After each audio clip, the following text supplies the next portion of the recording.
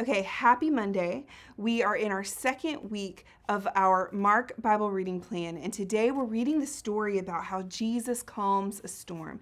This is a story we find in multiple Gospels, and I think it's a layered story with tons of depth for us to pick through. And today, this morning, I just want to pick through one element of how this is speaking to me, and hopefully that will be meaningful to you.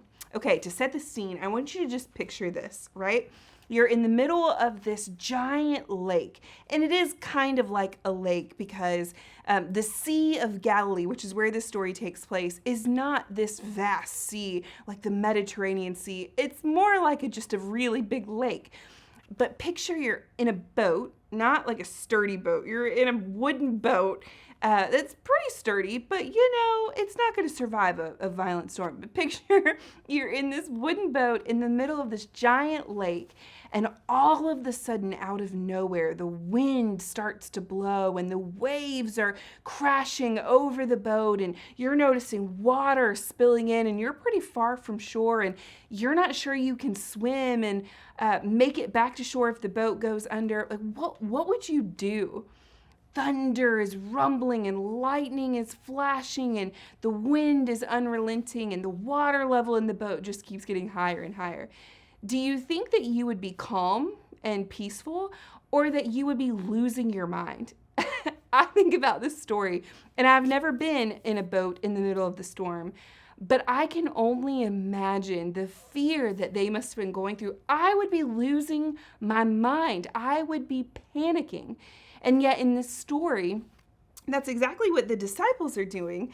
But they look over and Jesus is just the picture of unbothered. He's asleep on the side. I mean, who would be able to believe that at that point? You think, the disciples think that they are about to go under the waves, and yet Jesus is sleeping, right?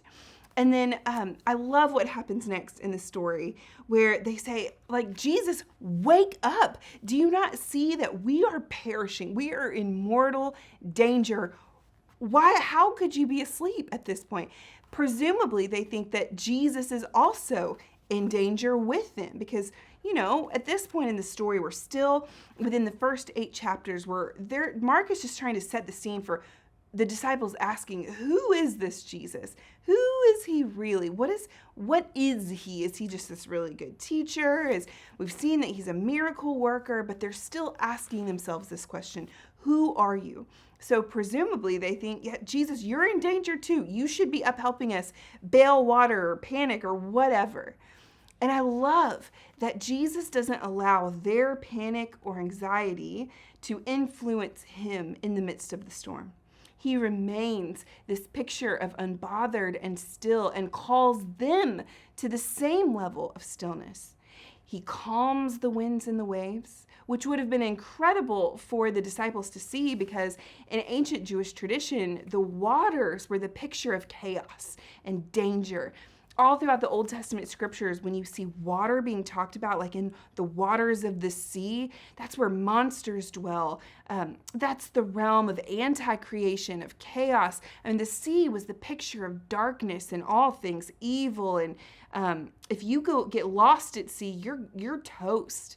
And so when Jesus calms the waters, that's something that only God is said to be able to do. And it makes the disciples step back with fear and go, whoa, who is this guy? Even the wind and the waves obey him. It's another clue in their bucket of who Jesus is. Not just some great teacher, not just some miracle worker. There's something about him that's connected to God himself. This guy might be God, is I think what they start thinking. But here's how this is really speaking to me today. Jesus can calm the storm. Jesus has power over nature, power over the water, power over the wind and the waves to bring everything back to stillness. And we know, it's been preached 1,000 times, that Jesus can do that for us as well. That Jesus can calm the storms of our life or even give us peace in the midst of the storms as they rage. But as we've been looking at the first few chapters, as Jesus calls his disciples and begins training them in what it means to be a disciple, right? You know the kinds of things that Jesus knows, you do the kinds of things that Jesus does, all with the hopes of becoming like Jesus. That changes how I looked at this story this time reading it through. Because I actually think that Jesus wants us to become the kind of people who are calming the storms in other people's lives.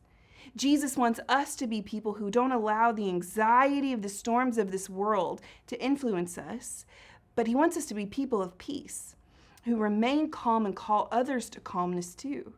And Jesus wants us to be peace, people who are healing broken things and who see the storms of the world and actually act to bring compassion and justice and mercy and love in such a way that we are part of calming the storm in the same way that Jesus calmed the storm.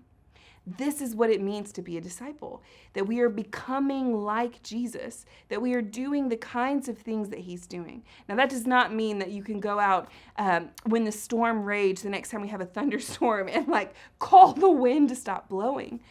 But all of us have friends who are going through unimaginable storms. We may not be able to take the storm completely away, but there are absolutely things that you can do to bring them peace, to bring them calm, to show them compassion, to calm the storm in their life, even if it's just a little bit, how we can do that. And I think that Jesus wants us to be people who are looking for ways every day to be part of calming the storms of this world in the ways that we're capable of doing that. And where we can't, we're asking Jesus, we know that you're not going to let us perish, right? We know that you're not going to let us go under with the ship. So would you come and be with us? I don't know how the story is speaking to you this morning, but these are just a couple of things that stood out to me. What does it look like for you to be someone who lives their life looking for ways to be at peace in the midst of the storm, knowing that Jesus is with you, he's not going to let you drown, but also being someone who goes out and looks for ways to calm the storms and bring peace in the midst of the storms that other people around you are going through. We'll see you back here tomorrow.